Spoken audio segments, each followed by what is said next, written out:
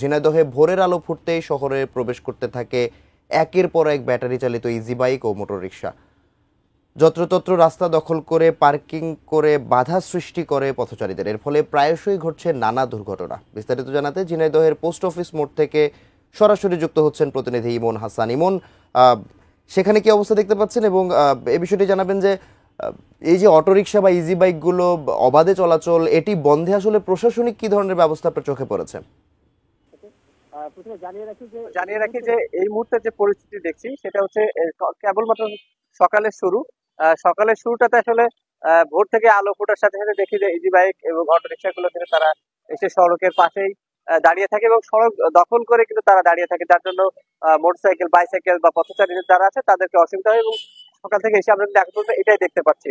আর এই প্রশাসনিক যে ব্যাপারটা সেটা আমরা প্রশাসনের সাথে কথা বলছি, আমরা টিআই প্রশাসনের সাথে সকালে এসে কথা হয়েছে এবং তিনি আমাদেরকে জানিয়েছেন যে তারা সর্বসময় এই ট্যাকেল দেওয়ার চেষ্টা করছেন, কিন্তু ঝিনাইদহ শহরের যে 15টা গুরুত্বপূর্ণ পয়েন্ট, এই 15টা গুরুত্বপূর্ণ পয়েন্টে অন্তত পক্ষে 30 জন যদি এখানে ট্রাফিকের কর্মকর্তা দেওয়া যেতে পারে সেক্ষেত্রে, কিন্তু সে তুলনায় আসলে ট্রাফিকের জনবল সংকট আছে, এই একটা বিষয়। আর একটা বিষয় হচ্ছে যে ট্রাফিকের পক্ষ থেকে পৌরসভাকে কিন্তু তারা চিঠি দিয়েছেন বিভিন্ন পরামর্শ দেওয়ার জন্য, পৌরসভাকে পদক্ষেপ নেওয়ার জন্য।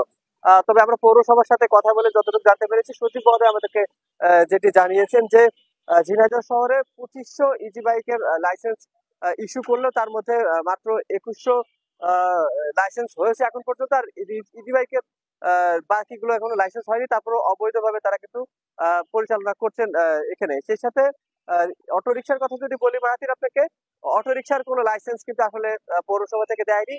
যে পরিমাণ অটোরিকশা ঝিনাইদহতে আছে সেটা কিন্তু সম্পূর্ণই অবৈধ, এবং কি পরিমাণে ইজি বাইক বা রিক্সা আছে সেটার কিন্তু কোনো আহ তাদের কাছে নথি নাই কি পরিমাণে ইজি বাইক আছে। আমরা সচিবের সাথে কথা বলে তিনি যে আমাদেরকে জানিয়েছেন যে আইন শৃঙ্খলা মিটিংয়ে বা প্রশাসনের উপর থেকে তাদেরকে এখনো পর্যন্ত নির্দেশনা দেওয়া না কারণেই তারা এখন পর্যন্ত পদক্ষেপ নিচ্ছে না।